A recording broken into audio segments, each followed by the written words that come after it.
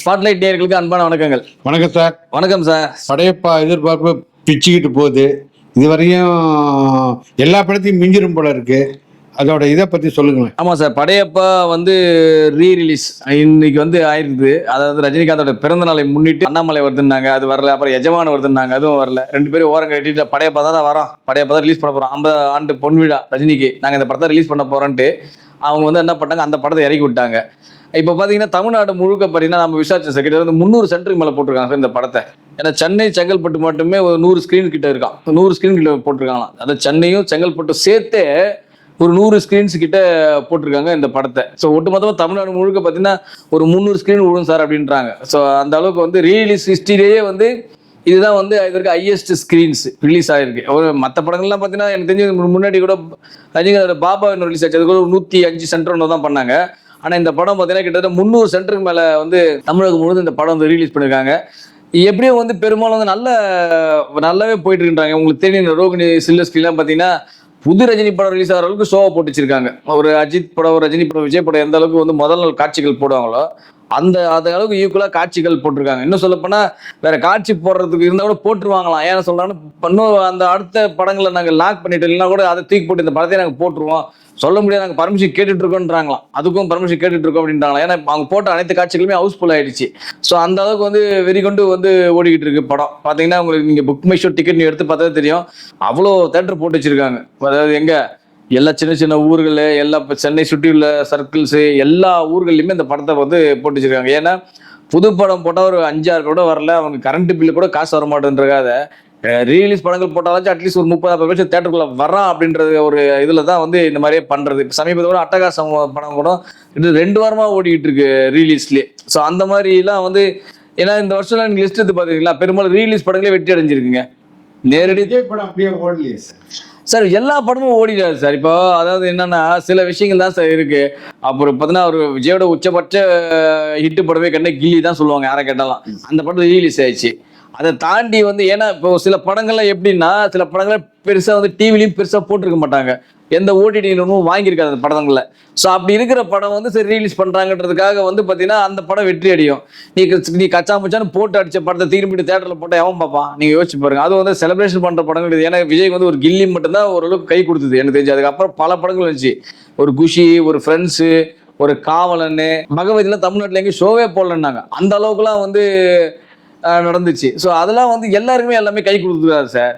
இப்போ அஜித் பார்த்தீங்கன்னா எனக்கு தெரிஞ்சு இந்த வருஷம் தீனா ரிலீஸ் ஆச்சு, பில்லா ரிலீஸ் பண்ணாங்க. இப்போ 3ஆவது படம் அட்டகாசம் ரிலீஸ் ஆயிருக்கு. 3 படமே கணிசமான ஒரு அமௌண்ட் பண்ணியிருக்கு. இப்போ விஜய் ஒன்று தானே பண்ணியிருக்காரு, எந்த படமும் பண்ணலையே. ஏதாச்சும் இப்போ ஃப்ரெண்ட்ஸ் எல்லாம் பாருங்க, ஒன்றுமே இல்லை. ஸோ தேட்டர்லாம் சும்மா ஷோவே போல சும்மா வச்சுங்கிறேன்றாங்க, போஸ்டர் நான் சும்மா வச்சுருங்க 10 கூட வரலங்கன்றாங்க கேட்டா. இப்போ இதெல்லாம் தெரியும் உங்களுக்கு. ஃப்ரெண்ட்ஸ் இது மாதிரி ஃப்ரெண்ட்ஸ் ரிலீஸ் ஆச்சு, சுத்தமா கூட்டமே இல்லை, எங்கேயுமே ஓடவே இல்லை, ஒரு ஷோ கூட ஓடல பெருசா எந்த இடத்துலயுமே. மாநாட்டுக்கு போயிட்டு மாநாட்டுக்கு போயிடுறாங்க இல்லை சார். அதெல்லாம் பார்க்குற செலிப்ரேட் பண்ண படங்கள் கிடையாது சார். அதெல்லாம் அந்த அளவுக்குலாம் ஒன்றும் ஆகா ஓ படங்கள்லாம் கிடையாது. முதல்ல அது ரீலீஸ் பண்ணனா அதுக்கு உண்டான ஆடியன்ஸ் இவங்களே செட் பண்ணி அனுப்பிச்ச ஆடியன்ஸ். ஒரு படத்துக்கு தெரியும் பெரிய ஸ்கேமே பண்ணாங்க. இவங்க உட்காந்து டிக்கெட்டை மட்டும் புக் பண்ண வேண்டியது, தேட்டருக்குள்ள ஆளே இருக்க மாட்டாங்க, வெறும் டிக்கெட்டை புக் பண்ணி ஆன்லைனில் பார்க்கும்போது ஃபுல்லுன்னு கணக்காட்ட வேண்டியது. அதை ஒரு தரப்பு ரசிகர்கள் கதவு திறக்கும் போது சண்டையாச்சு ஒரு தேட்டரில் தெரிய வேண்டியது. உள்ள தந்து பார்த்தா ஒருத்தர் 2 பேர் கூட இல்லை, வெறும் படம் மட்டும் ஓடிட்டு இருக்கு. கேட்டால் அந்த படம் பெரிய வசூல் மாதிரி சொல்லி சுற்றிட்டு இருக்காங்க இவனுங்க உட்காந்துக்கிட்டு. ஸோ இந்த மாதிரிலாம் நடக்கும்போது என்ன ஆகுதுன்னா, இந்த மாதிரி பொய் கட்டமைப்பு கூட உண்மையாக்குறாருல ஒருத்தர். இந்த மாதிரி பொய்யா நீ சொன்னப்பா என் படம் 100 கோடி வசூல் பண்ணி பொய்யா ஒரு கட்டமைப்பு உருவாக்குற. ஆனா அதே ஒரு மனுஷன் நீ 100 கோடி சொன்னல, அதை நான் உண்மையாவே நான் ஜெயிக்கிறேன் படுறா அப்படின்ற மாதிரி ஜெயிக்க வைக்கிறாருல்ல ரஜினி. ஸோ அந்த விஷயத்துல நம்ம பாராட்டுறோம் சார். எவ்வளவு ஃபேக் கலெக்ஷன்ஸ் எவ்வளவு இது அடிச்சானுங்க சார். 300 கோடி 400 கோடி உருட்டுனானுங்க. ஜெயிலர் ஒரே அடிச்சு போட்டு போயிடுச்சு எல்லா படத்தையும். ஆர்கானிக்னு நாங்கள் எல்லாரும் ஆர்கானிக்னாவே உங்களுக்கு வயிறு எரியும். ஒரு தரப்புக்கு வயிறு எரியும். ஆர்கானிக்னு சொன்னாலே போதும் அவங்களுக்கு வயிறு எரியும், சரிங்களா? அந்த மாதிரி ஆர்கானிக் ஹிட்டுன்னாங்க எல்லாரும். ஆர்கானிக் ஹிட்டுன்னு என்ன, கை காசை போட்டு ஸ்கேம் பண்ணாம இந்த மாதிரி விஷயங்கள் பண்ணாம ஒருத்தரே தேட்டர் பிளாக் பண்ணிடாம நேரடியாக மக்கள் சந்திச்சு நேரடியாக மக்களே டிக்கெட் வாங்கி பார்த்து ஆர்கானிக்காக ஹிட் அடிச்ச படம் அப்படின்னாங்க. ஸோ அந்த அளவுக்கு ஆர்கானிக்கான விஷயம் நடத்துறவர் தான் ரஜினிகாந்த், அஜித் குமார்லாம் பார்த்தீங்கன்னா அப்படிதான் பண்ணிக்கிட்டு இருக்காங்க. ஸோ இது என்னன்னா ஏற்கனவே ரிலீஸ் ஆன படங்களுடைய மொத்த ஹிஸ்டரியும் இந்த படையப்பா படம் காலி பண்ணிடுச்சு அப்படின்னு தான் சொல்ல தோணுது உண்மையாக சொல்ல போனா. இது ஓன் ரிலீஸா சார் ரஜினி? இது ரஜினிகாந்த் ரிலீஸ் பண்ணலாம் சார். இந்த படத்தை வந்து ரிலீஸ் பண்ணி போகுதுன்னா ரெட் ஜெயின் மூவிஸ் இருக்கு, செண்பகமூர்த்தி, நிறைய பேர் தெரியாது, யாரும் நினைச்சிட்டு இருக்கீங்க. ரஜினிகாந்தோட ஓன் ப்ரொடக்ஷன். இந்த படத்தை தயாரித்தவர் அவர் தான். இன்னைக்கு 1999 இந்த படத்தை தயாரித்தவர் அவர் தான், கதையும் அவர் தான் அப்படின்ற மாதிரி சொல்லிட்டாரு. அந்த படத்தை தயாரித்தவர் அவர் தான். ஆனா இன்னைக்கு வந்து தமிழ்நாட்டில் இந்த படத்துக்காக தேட்டர் எடுத்து கொடுப்போங்க யாருன்னா ரெட் ஜெயின் மூவிஸ் இருக்க மிஸ்டர் சண்முகமூர்த்தி அவர் தான் இந்த படத்தை தேட்டர் எடுத்து கொடுத்துருக்காரு அப்படின்ற மாதிரி நான் கேள்விப்பட்டேன். அவர் தான் வந்து கிட்டத்தட்ட வந்து 250-300 சென்டர் போட்டு கொடுத்துருக்காருன்ற மாதிரி நியூஸ். அதான் வந்து படம். இது ஓடிடிலயும் இல்ல, யூடியூப்லயும் இல்ல படம். ரஜினி வந்து வேற யாருக்கும் கொடுக்க மாட்டான்னு பல படங்கள் இருக்கு சார். இந்த மாதிரி சொல்ல போனா நம்ம பல படங்கள் வந்து நம்ம உதாரணம் சொல்லலாம் சரிங்களா. ரஜினி இந்த படம் இல்ல, பாபா படம் கூட எந்த ஓடிடியும் கிடையாது, எந்த டெலிவிஷன் ரைட்ஸும் கொடுக்கல. ஆனால் அந்த படத்தை ரீலீஸ் பண்ணாங்க, உங்களுக்கு தெரியும். ஏன் அப்படி பார்த்தீங்கன்னா டி ராஜேந்தர் படங்கள் இது வரைக்கும் எந்த ஓடிடிக்கு வைக்கல தெரியுமா உங்களுக்கு? இன்னைக்கு வரைக்கும் எந்த டெலிவிஷன்லயும் அந்த படங்கள் போட்டது கிடையாது தெரியுமா உங்களுக்கு? மைதிலி எண்ணெய் காதலி, உயிரில் விஷயம், தங்கைக்கு ஒரு கீதம், தாய் தங்கை பாசம், பல படங்கள் இருக்கு டி ராஜேந்தர். இந்த படங்களை இன்னைக்கு வரைக்கும் எந்த ஓடிடி ரைட்ஸும் விற்கல, எந்த டெலிவிஷன் ரைட்ஸுக்கும் அவர் விற்கல. இன்னும் சொல்ல போனா சிம்பு நடிச்ச ஒரு சில படங்கள் இன்னைக்கு வரைக்கும் ஓடிடி சேல் ஆகாம வச்சிருக்காரு, இன்னும் விற்காம வச்சிருக்காரு. இது நம்மளால ஒரு திரைப்படம் உங்களுக்கு தெரியுங்களா? இது நம்மளால ஒரு படம் இருக்கு, சிம்பு நடிச்ச பாண்டியராஜ் இயக்கத்தில். அந்த படம் இன்னைக்கு ஓடிடி கூட விற்காம இருக்காங்க, எந்த டெலிவிஷன் ரைட்ஸும் கொடுக்காம இருக்காங்க. அவங்களே தான் வச்சிருக்காங்க ரைட்ஸை. இதுக்கெல்லாம் என்ன பதில் சொல்லுங்க? பல படங்கள் இருக்கு சார். இன்னைக்கு அவங்க வந்து ஒரு சில விஷயங்களுக்காக வச்சிருப்பாங்க எப்பவுமே. அதனாலதான் வந்து இந்த படத்தை வந்து எந்த ஓடிடிக்கும் உரிமை கொடுக்கல, எந்த தொலைக்காட்சி. ஐ திங்க் வந்து சன் டிவியில் மட்டும் 2 முன்னாடி போட்டிருக்காங்கன்னு நினைக்கிறேன். இந்த படம் அதிகமாக கூட ஒளிபரப்பு மாட்டாங்க.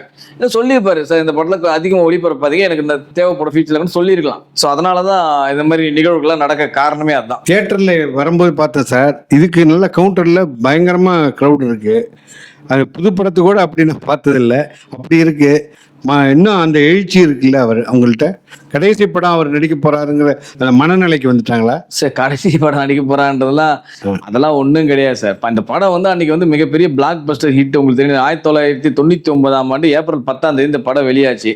இந்த படம் வெளியாகும் போது வந்து அந்த இருந்த கிரேஸ், இந்த படம் வந்து அப்போ அதுக்கு முன்னாடி வந்து 1 வருஷமும் கேப் பண்ணி ரஜினிகாந்த் 1 வருஷம் 2 வருஷம் கேப் பண்ணி, அப்போ அதுக்கு முன்னாடி படம் ஐ திங்க். அதனால வந்து கொஞ்சம் கேப்புக்கு அப்புறம் வந்த படம் KS ரவிக்குமாரோடைய கூட்டணி, முத்துன்ற மாபெரும் வெற்றி பெற்ற படத்துக்கு பிறகு இணைஞ்ச கூட்டணி அது படையப்பான்றது. அது இல்லாமல் AR ரஹ்மான் மியூசிக், அதே காம்போ வந்தாங்க திருப்பி.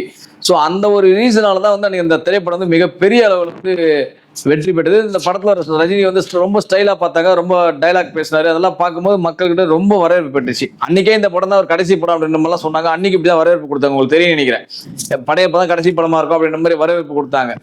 அதனால பார்த்தீங்கன்னா வந்து அதே தான் வந்து இன்னைக்கும் படையப்பா தான் கடைசி படம் நினைச்சிட்டு அந்த அளவுக்கு வந்து மக்கள் இருக்காங்களான்றது தெரியல. அதெல்லாம் ஒண்ணுமே கிடையாது. ரஜினிகாந்த் வந்து எத்தனை வருஷம்லாம் அவர் நடிச்சுட்டு தான் இருப்பாரு. அவர் எப்போ ரிட்டையர் ஆகணும், அவர் எப்போ சினிமா விட்டு வெளியில உட்காந்துருக்கணுன்றது டிசைட் பண்ணிட்டு அவர் தான். எவனும் கிடையாது. ரோட்ல போற வரவனோ சேர் போட்டு உட்காந்து பேசணும்லாம் கிடையாது. அவர் என்னைக்கு நம்மளால முடியல நம்ம உட்காரோன்னு நினைக்கக்கூடிய தன்மை கொண்டவர் அவர் மட்டும்தான். வேற எவனுக்கு அந்த உரிமை கிடையாது, வேற எவனாலே சொல்லவும் முடியாது. Thank you very much sir. இந்த வீடியோ உங்களுக்கு பிடிச்சிருந்தா லைக் பண்ணுங்க, கமெண்ட் பண்ணுங்க, ஷேர் பண்ணுங்க, சப்ஸ்கிரைப் பண்ணுங்க.